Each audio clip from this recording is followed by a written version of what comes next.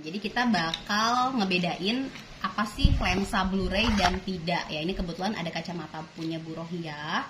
Nah ini kita punya kertas. Ini kertas untuk blue light area ya. Nah ini aku punya laser. Laser ini perwakilan dari sinar biru yang dihasilkan dari TV, dari komputer dan handphone yang sehari-hari kita konsumsi ya. Nah bayangkan ketika kita menggunakan kacamata yang tanpa perlindungan sinar biru atau Blu-ray, dia akan tembus ke mata kita. Nah, seperti ini. Ya. Nah, ini gini-gini hilang. Nah, ini kacamata punya CBA nih. Dia memiliki 3 fungsi, anti radiasi, anti Blu-ray dan anti UV ya. Nah, ini kita sinarin. Tuh.